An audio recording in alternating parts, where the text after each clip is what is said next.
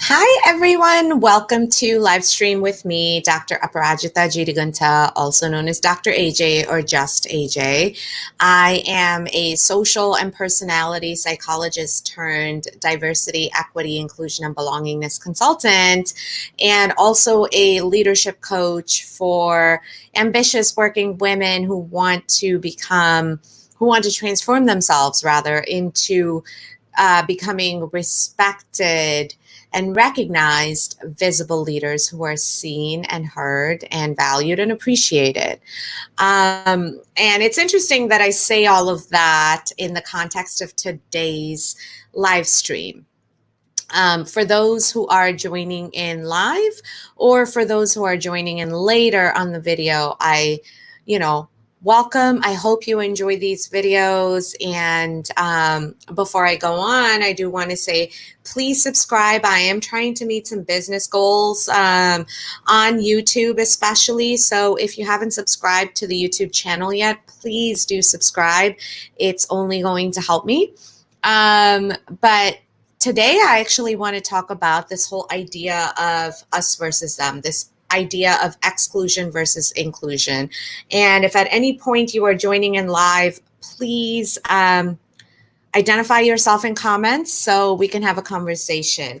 But for me to talk about this us versus them, this divisiveness and the pitfalls of exclusion in today's society, we actually have to take a trip back in history all the way to 1936, when somebody by the name of Sharif, which I misspelled in the blurb for this episode, and I will go back and fix it after. Hey, Patrick, thank you so much for joining. I misspelled Sharif's name. It is not Sharif. It is Sherif. This is somebody from the 1930s, and I'm so sorry for misspelling his name, but I will go back and fix it. But Sharif is who I want to talk about today, because Sharif is was a fantastic researcher who, in a very, very simple way, identified how group conflicts even come to be, how this idea of divisiveness even comes to be, because of very arbitrary rules that have nothing to do with the reality of our lived situations, and how we can then actually move forward from them and create inclusion through divisiveness. So this 1936 experiment, called the Robbers Cave experiment, was actually a seminal study in psychology, especially in social and personality psychology and in industrial and organizational psychology. That really, in a very simple but profound way, demonstrated group behavior, group conflicts, and this idea of us versus them. I hope that idea resonates with all of us today, because I don't know about you, but at least every piece of news media that I am absorbing and that I am witnessing and that I am reading about or hearing about or whatever else, there is such a distinct sense of us versus them, of a winner versus a loser, and all of this kind of competition, this artificially built competition over the idea of limited resources. But the reality of the situation is that inclusion is not a zero-sum game.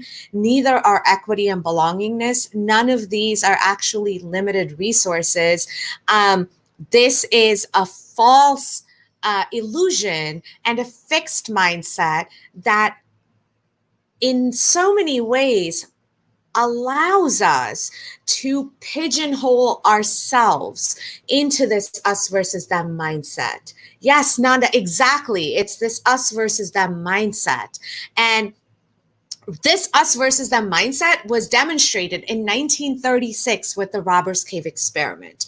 So I want to take a moment to talk about this experiment, because before I relate its potency to what we are going through and what I'm seeing, at least through my lens and my perspective. So in 1936, Sharif and his collaborators and co-conspirators brought together a group of about, like, I don't know, it was like 20 to 30 um, 11 to 12-year-old kids who were very, very interested in camp, because that's what we know about 11 to 12-year-old kids. They love camp. They love social interactions. They love groups. They love the idea of that we think we know everything, whatever. Like, there's just the basic, like, early teen years, where they want to, where these young adults, these budding young adults, really want to express their budding independence and their budding ideas of themselves. So Sharif and his colleagues took advantage of that and took a bunch of kids who were going to camp, and they created what was called the Robbers Cave experiment. In this, all of these kids were kids who came from white Protestant double parent families, right? So in reality, they actually had a lot more in common because of their background and their upbringing and their religious upbringing and their socioeconomic upbringing than any of them realized at 11 to 12 years old. What Sharif and his colleagues did was they brought them together for camp, and then they said, well, actually, there's two different kinds of camp groups. And they ran 3 experiments based on that. That first experiment, they told them, so there's 2 different kinds of camp groups. We did our best to put you in with the one that we felt you best belonged with. So what we would, like you to do is just to get to know them and get along with them and just to get to know them and make friends with them. In reality, this entire overall group of kids were so similar, but literally they were just arbitrarily put into these 2 groups. And this external authority told them, oh, we think there's differences, and we put you into the group that we feel you best belong in. Within that, make friends. And you know what happened? They made friends. They actually, both the groups gave themselves names. They became the Eagles and the Rattlers, as in the Rattler snakes, because then the Eagles like prey on the snakes and the snakes can kill the Eagles. They created this natural competition, and they created traits in the group that had nothing to do with their perceived differences, because there were no perceived differences. But these kids came up with these differences, whatever made sense to them, and they literally created this us versus them mentality. For the snakes, the rattlers were vile. They were vicious. They were predators. They were scavengers. They were bottom feeders. And for the rattlers, the eagles were, privileged and having access to skills and resources that the rattlers didn't have access to. I mean, it is such a fascinating experiment. I can't do justice to it. It is so potent even to this day. For anybody who's interested in group dynamics, whether you are experienced or whether you're an aspiring, learner in this space, the Sharif experiment, the Robbers Cave experiment, is one of my all-time favorite experiments to go back to. I actually use the Robbers Cave experiment in every single one of the courses I've ever taught, and I actually demonstrated it by doing similar things in class and then calling people out on it. I claim artistic license and educator license on that. We're gonna not go into more depth on that, but it is such a fascinating experiment that shows you that in the very first phase, they took people who actually had more similarities than differences, but divided them up. Then in the second experiment, they were supposed to um, actually address group conflict. They were supposed to, like, the two groups were actually pitted against each other, and and it was like a winner or loser type of a situation. There was no real winner or loser, but again, the point of this was to see who perceived themselves as the winner and who perceived themselves as the losers, and why, in their own words. And what the experimenters saw was there was so much name calling, there was so much divisiveness, there was so much competition that was created in the moments using things that didn't even matter, just to just for people, in whether they're snakes or rattlers, to feel better about themselves. They could brag about their successes. They could brag about their in-group membership. They could brag about which was the better group and why, and what their privileges were and how they were better off because of that, and how the other group were losers, and da da da da. Then in the third experiment, they took these groups, which at this point were deeply conflicted, and they said, well, now you have to work together. Figure out how. Not our problem. Figure it out. The thing is, these were 11 and 12-year-olds. What we know about 11 and 12-year-old brains and neural capacities is that they're extremely resilient, and whatever schemas they form in their brain are easier to break than it is for adults. So this group of 11 to 12-year-old preteens, rather tweens, were able to eventually come together and not only work together towards a common goal, but they actually shared the price. The point of this whole experiment was to show how group conflict can be created using completely arbitrary markers, how this us versus them, how inclusion and exclusion can be created using completely nonsensical arbitrary markers, how when that is perpetuated, things get really bad, but also how there is a possibility to come back from that to work towards a common goal. So that was the 1936 experiment.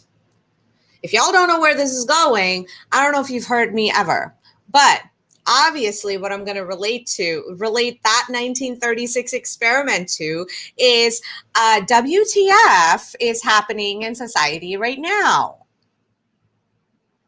And I know that was so unprofessional, but at least I didn't say the words. I almost did, but I stopped myself. No, but seriously, what is happening right now? It is a repeat of the Robbers Cave experiment in a much larger capacity. And I know this is happening because of what happened in Michigan, in Auburn Hills or Lake Orion or whatever, with the white lady who pulled a gun on two Black women who got into conflict with her. I know, Patrick, such bad words. I really tried to stop myself, but I couldn't. So for anybody listening, sorry, but yeah, that was the truth. This is what's happening in Auburn Hills, Michigan. This is what's happening with the lawsuits that are happening against Cisco right now, where certain employees have actually filed claims against Cisco that their supervisors, these are all Indian American people, by the way. Look at how nuanced this is. These are all Indian American people. Patrick, I'm going to get to the Auburn Hills story. This is an even juicier story. So Cisco, the big Cisco, which has a whole bunch of Indian American people in it, along with people of all nationalities, ethnicities, and all of that. There have been claims and harassment claims and lawsuits filed because people who in the Indian spectrum of things came from what are called the lower castes, Dalits and like the untouchables, but they moved to America and they felt that their supervisors and their kind of higher ups and their colleagues and these other Indian American people who ancestrally came from higher castes discriminated against them based on caste in America. Now, America traditionally does not recognize caste differences. India still does. But the way this lawsuit happened is that it infringed on religious freedoms. So this is actually coming up as a First Amendment case, which is so interesting in the larger context of what is happening in America right now, especially that given that we just ended Pride Month and we are just starting Minority Mental Health Month, and you know the Black Lives Matter movement is still going on. The greater movement for social justice and equity for Black lives are still going on, all in the middle of a global health and economic pandemic. This is the case that caught my eye with Cisco, that these caste discrimination issues that normally are kind of in the spectrum of India now got moved to Indian American, right? And then juxtapose that with this case that happened in Auburn Hills, Michigan, where I don't know the truth of this story. Everything I know about this Auburn Hills story is based off of media and like, you know, social media and the few blurry, sort of clear, but sort of not clear videos that I saw where, and then the lack of video initially as well, where allegedly, a 15-year-old Black girl was walking into a restaurant and a white woman coming out of the restaurant bumped into her, and the young lady demanded an apology, to which the older white woman, the adult white woman, started cussing her out, and the young lady's mother got involved, and there was a back and forth, and it escalated and kept escalating, and to the point where this adult white woman, over this verbal conflict, pulled a gun on the two Black women. Well, one woman, one young woman. And my question is, how can anything escalate to where you pull a gun on somebody because they are verbally annoying you? And there's been no physical altercations. What justifies you to pull a gun other than this us versus them mentality where you really feel the need to exert your authority and power? You know, and for everybody coming in, and there were so many comments on this, and everybody coming in saying that the young Black woman and her mother were just being angry or whatever. No, that is a stereotype. When somebody gets physically disrespected and they've put up with that for 450 years and they are speaking up against it, all they're saying is that we deserve to be treated as humans. If you are seeing that as a threat, what perspective are you coming from? Patrick, yeah, that is the stereotype, right? Like, quote unquote, Black people are scary, when it's really like, no, I just want to be recognized as a human being. You actually bumped into me, and instead of apologizing, you cussed me out, and I don't deserve that. But all of a sudden it turns into this angry Black woman trope and stereotype that turns into these negative prejudices, that turns into discriminatory action, which then turns into what? A gun being pointed at somebody? This could have gone a completely different way. Thankfully, in the case of this Auburn Hills situation, both the mother and the young woman were able to walk away, although Yes, they were traumatized, and my heart goes out to them. I would have been beyond traumatized. I would have been paralyzed in fear at that point. But they were so strong in standing their ground and demanding respect. And last I heard, this adult white woman and her companion who were in the car with her did get arrested, but then they were released. But news on that seems to be sketch, and we know how media is operating right now, so I'm just going to wait on that. My point of that is, at what point did we decide to completely abandon? And when I say we, I'm not talking about those who have been reduced to bearing the brunt of exclusion. I don't mean Black communities, I mean the rest of us. At what point did we decide to buy in to this us versus them mentality that were based on arbitrary lines of division?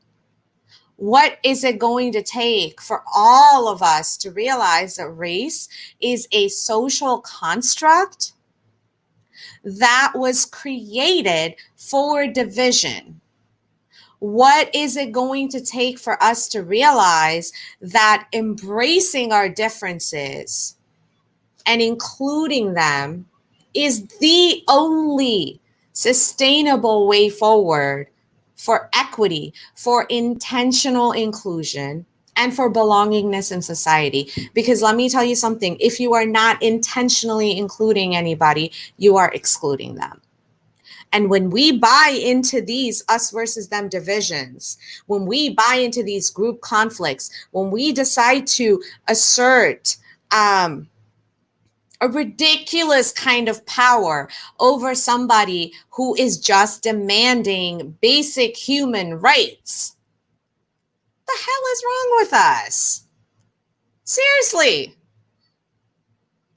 What is causing us to escalate the situation? Because those of us who are on the other side of the people demanding basic human respect, this us versus them mentality that's happening here is happening because of us. Even in the case of this caste discrimination, the fact that somebody felt discriminated against, the fact that somebody felt like they were made to not belong, the fact that somebody felt like they were denied opportunities because of their ancestry, because of their skin color, because of their heritage, that is somebody who is not getting their needs met, literally being brave enough to speak up about the inequities they're experiencing in the hopes that they get them, that they get them resolved. The least the rest of the planet can do is shut the hell up and really listen to them. But we're not doing that. We're pulling guns and we're firing people and we are ostracizing people because they're speaking up about their needs. What the hell is wrong with us? And when are we, those of us with privileges, going to realize that this divisiveness is actually financially stupid for us? That this is not how our economy is going to be sustainable. This is not how our businesses are going to sustain. This is not how our teams are going to sustain. We are literally shooting ourselves in the foot by buying into this divisiveness, by buying into this us versus them mentality, by buying into shunning differences instead of embracing them. Because let me tell you something about differences. Differences are natural. Look at the world around you. How many hundreds of thousands of species of plants and animals do you see? Because as one of my branding strategists, actually, Dr. Michelle Rabb, she put it beautifully. Diversity is necessary in nature because it ensures the sustainability of the species. And I'm going to use her words here. Diversity is necessary in our society because it is necessary for the sustainability of our species. But not just diversity. We can't stop at the numbers. We have to actually be able to include diverse perspectives and to meet those needs where they are, to give access to resources at different levels, to make things equitable, to make things fair.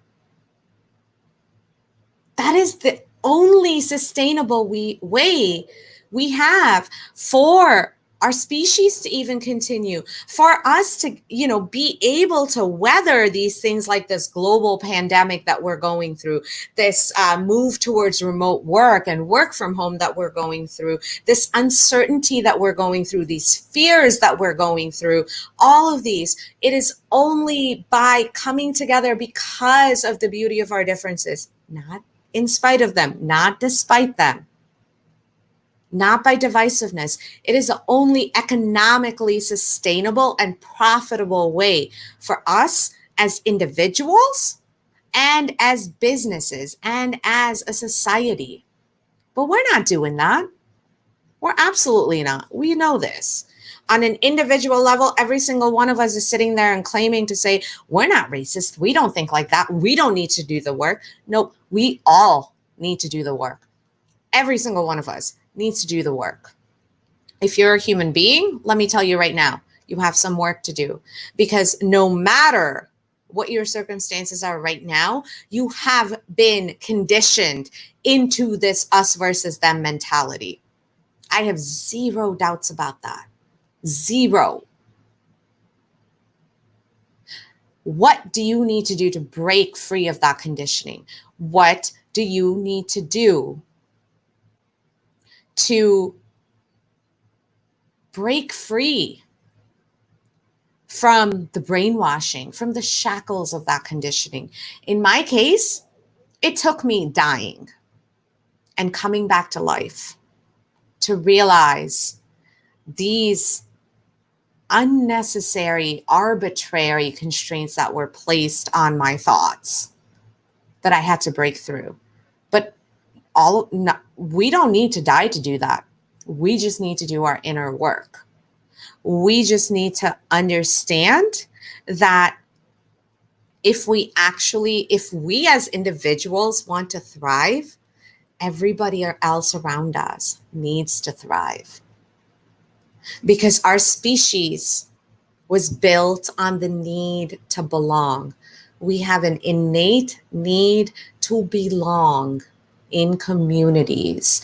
We have an innate need to get along and to feel loved and to feel accepted so that we can thrive. The conditions we are creating in the American society are literally the opposite of that. We are not creating conditions where we can thrive. We are only creating conditions where we can keep fighting, keep being more divisive, and keep going down this us versus them pattern and path, instead of realizing that all of us have unique needs, and that's okay. That's okay. It is by uniting all of those unique voices that we can actually start talking about sustainable, implementable solutions towards intentional inclusion, towards equity, towards belongingness. And of course, I'm saying all of this with a huge reveal coming up next week about all of this. I'm going to keep you in the dark for that and keep you guessing on that. Some of you know, some of you don't. But there is a point to me going off on this rant, and that is that, please, my action item for you for this talk is whatever conditioning you've been put through, whatever ideas of us versus them that you have, whether that's based on this quote unquote race construct, whether that's gender, whether that's religion, spirituality, faith,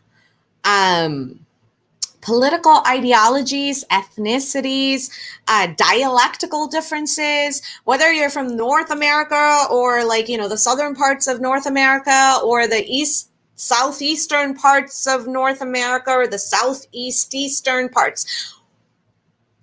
What is it going to take for you to realize that those are arbitrary divisions and that these divisions have been arbitrary over the course of American history on this stolen land? What is it going to take for you to sit down and think about the real history of human lives that have happened in the past 450 years and how you can add to that conversation without creating conflict? What is it going to take for you to realize the work that you have to do to be able to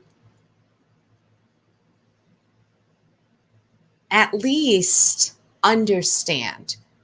I'm not even going to say empathize, because if you don't have the experiences, you can't, sometimes can't empathize. That's okay.